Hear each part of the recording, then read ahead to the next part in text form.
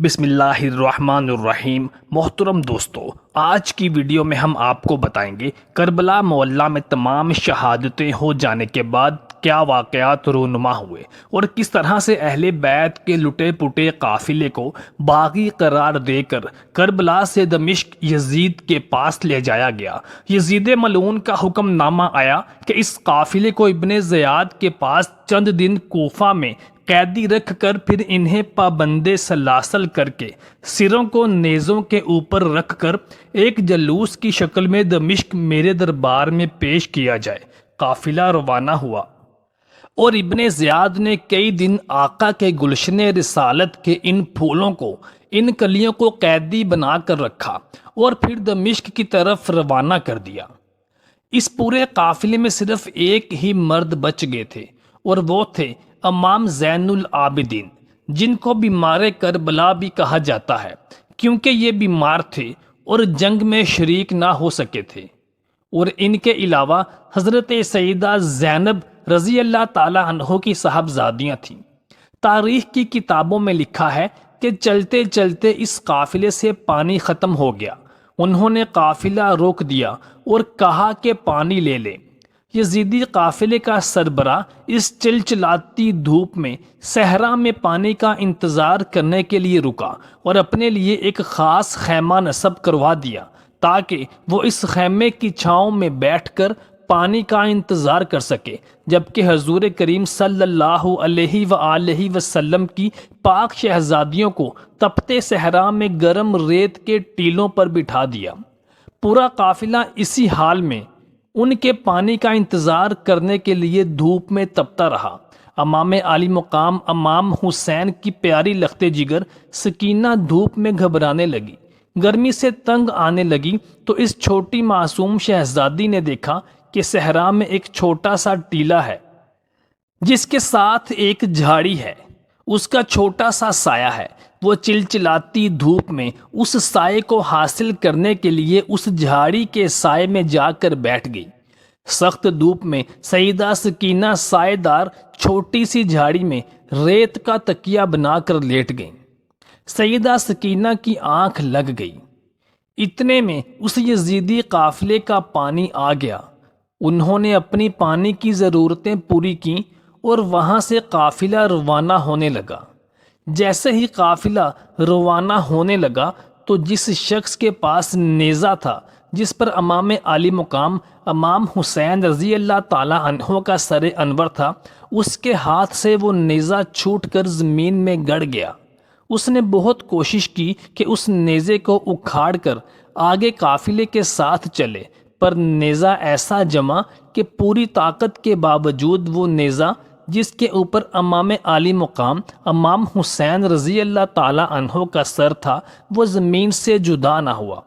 اس نیزے والے شخص نے امام زین العابدین کو بلایا اور کہنے لگا کہ آپ کے بابا کا سر آگے نہیں چلتا۔ امام زین العابدین کی آنکھیں آب دیدہ ہو گئیں اور وہ اپنی پھپھی سیدہ زینب رضی اللہ تعالی عنہ کے پاس آئے اور کہا کہ پھپھو جان، آپ ذرا اونٹوں کے کجاووں میں اپنے شہزادوں اور شہزادیوں کو گن لیں، لگتا ہے کہ بابا جان کا کوئی شہزادہ یا شہزادی رہ گئی ہے جس کی وجہ سے بابا جان کا سر انور آگے نہیں بڑھ رہا، نیزہ زمین میں گڑ گیا ہے۔ حضرت سیدہ زینب نے ایک ایک کا نام لے کر پوچھ کر تسلی کی، لیکن سیدہ سکینہ کا جب نام لیا تو کوئی جواب نہ آیا۔ بار بار جب نام لینے سے جواب نہ آیا تو وہ تڑپ اٹھیں اور امام زین العابدین سے کہنے لگیں کہ سکینہ کہیں رہ گئی ہے، شاید جہاں قافلہ رکا تھا وہاں پر رہ گئی ہے۔ رات کا وقت ہو گیا تھا۔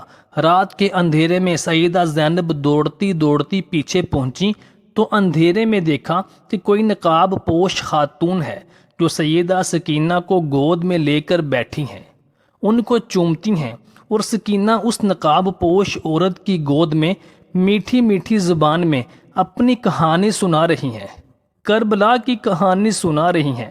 کہ بابا جان کے ساتھ کیا ہوا، چچا جان کے ساتھ کیا ہوا، بھائی اکبر بھائی اصغر کے ساتھ کیا ہوا، جیسے چھوٹے چھوٹے بچے اپنی توتلی زبان میں کہانیاں سناتے ہیں ویسے سنا رہی ہیں، اور وہ سیاہ نقاب پوش خاتون بھی سیدہ سکینہ کی باتیں سن رہی ہیں، کبھی ان کو چومتی ہیں، کبھی رونے لگتی ہیں۔ سیدہ زینب پہنچی اور جا کر پوچھا کہ خاتون، آپ نے ہماری بچی کو سنبھالا، آپ کون ہیں؟ اس نقاب پوش عورت نے اپنا نقاب اٹھا دیا اور کہا، زینب، میں فاطمہ ہوں، حسین کے سینے پہ سونے والی سکینہ جب چلچلاتی دھوپ میں تڑپ رہی تھی تو میں اپنی قبر میں سکون سے نہ رہ سکی اور اس کو آ کر اپنی آغوش میں لے لیا۔ سیدہ فاطمہ الزہرا رضی اللہ تعالی عنہ روحانی طور پر اس قافلے میں شامل ہو گئی تھیں اور ننھی پوتی سکینہ کی نگرانی کر رہی تھیں۔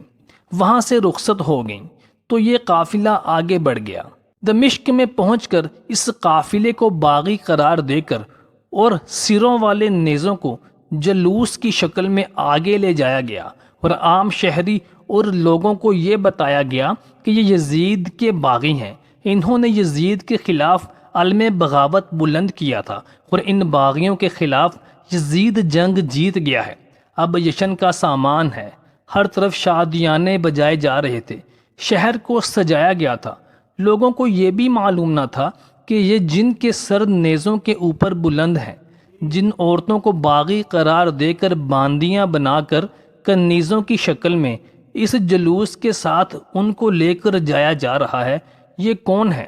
کسی کو خبر نہ تھی کہ یہ نبی کریم صلی اللہ علیہ وآلہ وسلم کی آل اولاد ہے۔ ایک جگہ پر قافلے کو روک لیا گیا۔ اسی علاقے میں رہنے والی ایک نیک دل عورت نے اپنی ایک ملازمہ کو کچھ کھانے پینے کی چیزیں دے کر اس قافلے کے قیدیوں کے پاس بھیجا اور ان سے کہا کہ ان میں سے جس چیز کی بھی ضرورت ہو وہ استعمال کر لیں، اور اس کے علاوہ بھی کوئی چیز چاہیے ہو تو بتا دیں۔ وہ ملازمہ حضرت سیدہ زینب خاتون جنت رضی اللہ تعالی عنہ کی خدمت میں حاضر ہو گئی اور اپنی مالکن کے حکم کے مطابق وہ سارا ساز و سامان آپ کو مہیا کر دیا۔ سیدہ زینب رضی اللہ تعالی عنہ نے شکریہ اور دعاؤں کے ساتھ وہ ہدیہ قبول فرمایا اور اس ملازمہ سے کہا کہ اپنی مالکن کو ہمارا سلام کہنا اور دعا کہنا۔ اگلی بار وہ مالکن اپنی اس ملازمہ کے ساتھ خود مزید کھانے پینے کی اشیاء لے کر سیدہ زینب کی خدمت میں حاضر ہو گئی اور کہنے لگی کہ میں نہیں جانتی کہ آپ لوگ کون ہیں اور آپ کو قیدی کیوں بنایا گیا ہے۔ تو سیدہ زینب رضی اللہ تعالی عنہ نے کہا کہ تم ہم قیدیوں کی اتنی ہمدردی اور خدمت کیوں کر رہی ہو؟ تو وہ عورت کہنے لگی کہ بہت سال بیت گئے، میں مدینہ منورہ میں سیدہ حضرت فاطمہ الزہرا رضی اللہ تعالی عنہ کے گھر پر ملازمت کرتی تھی، ان کی ملازمہ تھی، ان کی خوب خدمت کرتی تھی۔ جب میں ان سے رخصت ہونے لگی تو میں نے کہا کہ سیدہ خاتون جنت مجھے کچھ نصیحت ہی فرما دیجیے۔ تو سیدہ خاتون جنت نے مجھے کہا کہ بس ایک نصیحت کرتی ہوں کہ قیدیوں سے پیار کرنا، ان کی خدمت کرنا۔ بس اس دن کے بعد جہاں بھی کوئی بھی لشکر، کوئی بھی قیدی نظر آتے ہیں تو میں ان کی خدمت گزاری میں لگ جاتی ہوں۔ حضرت سیدہ زینب رضی اللہ تعالی عنہ نے جب اس عورت کے منہ سے اپنی والدہ کا نام سنا تو ان کی آنکھیں آب دیدہ ہو گئیں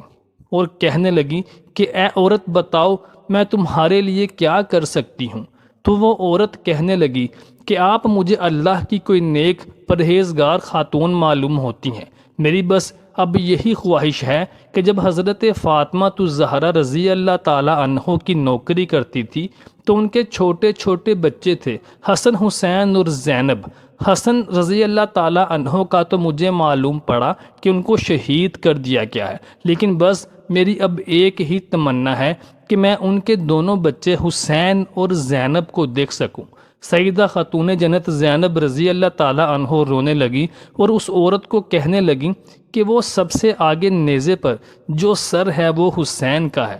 اور تمہارے سامنے جو بیٹھی آنسو بہا رہی ہے، جو بے بس ہے، وہ زینب ہے۔ اس خاتون نے یہ سنا تو وہ چیخیں مار کر بے ہوش ہو گئی۔ جب اس قافلے کو یزید کے دربار میں دمشق میں پیش کیا گیا تو یزید کہنے لگا کہ تم لوگوں کے ساتھ بہت برا ہوا، واللہ میں نے تو ابن زیاد کو حسین کے قتل کا حکم نہیں دیا تھا۔ اس موقع پر حضرت سیدہ زینب رضی اللہ تعالیٰ عنہ نے وہ تاریخ ساز خطبہ دیا اور آپ نے یزید کو پورے دربار میں بے نقاب کر دیا کہ تمہارے ایما پر ہی شمر نے اور ابن زیاد نے نبی صلی اللہ علیہ وآلہ وسلم کی آل اولاد کو ناحق قتل کیا ہے، تمہارے حکم کے بغیر یہ کام نہیں ہو سکتا تھا۔ یزید تم لانتی ہو، تم پر اللہ کا عذاب اس طرح سے آئے گا کہ تمہیں موت بھی دردناک ہوگی اور تمہاری زندگی بھی اذیت ناک ہوگی۔ جب یزید نے دیکھا کہ ان لوگوں کو اپنے دربار میں اپنے پاس رکھنے سے بغاوت پھیلنے کا خطرہ ہے اور یہ لوگ دوسرے لوگوں سے ہمدردیاں وصول کر سکتے ہیں اور اس کی حکومت کو خطرہ ہے، تو اس نے اس قافلے کو مدینہ منورہ بھیجنے میں ہی عافیت سمجھی اور حضرت سیدہ زینب رضی اللہ تعالیٰ عنہ اور حضرت امام زین العابدین رضی اللہ تعالیٰ عنہ کی قیادت میں اس قافلے کو مدینہ منورہ روانہ کر دیا۔